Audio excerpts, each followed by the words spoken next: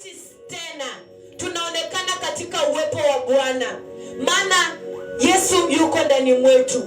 Na kama yuko ndani mwetu, hatuna uoga tena. Kama yuko ndani mwetu, hatujifichi tena.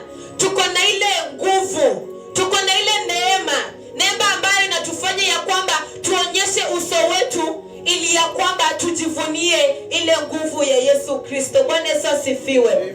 Kwa hivyo, through the work of the cross, I received new life with Christ. Through the work of the cross, I received new life with Christ.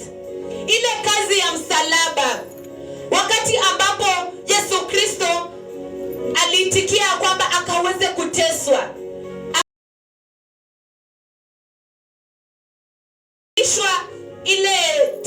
lile taji la miba, akatemewa mate. Wengine wakamuita, kama wewe ni mwana wa Mungu, basi jidhihirishe siku ya leo. Hayo yote Yesu Kristo aliweza kuyavumilia. Hiyo ndio tunaita kazi ya msalaba.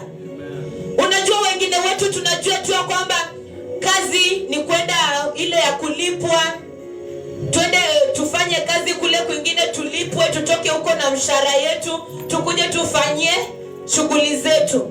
Lakini hii kazi ya msalaba ambayo Yesu Kristo aliweza kuifanya ni kwa ajili yetu. Hakulipwa chochote. Bwana Yesu asifiwe. Ile tu yenye sisi tulilipwa nayo ni kwa sababu sasa yuko ndani mwetu na anafanya kazi ndani mwetu.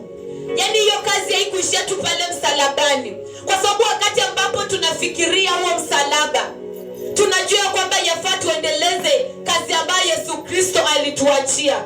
Wakati ambapo tunafikiria tu kuhusu msalaba, tunaona ya kwamba ni vyema tukaweze kumtangaza Yesu Kristo. Wakati ambapo tunafikiria ile kazi ya msalaba, tunaona ya kwamba ni vyema tukaweze kukaribisha hizi nguvu za Kristo ndani mwetu, ili ya kwamba akafanyike kiumbe ambacho kinaishi ndani mwetu. Bwana Yesu asifiwe. Kwa hivyo, Christ does mighty things inside of us.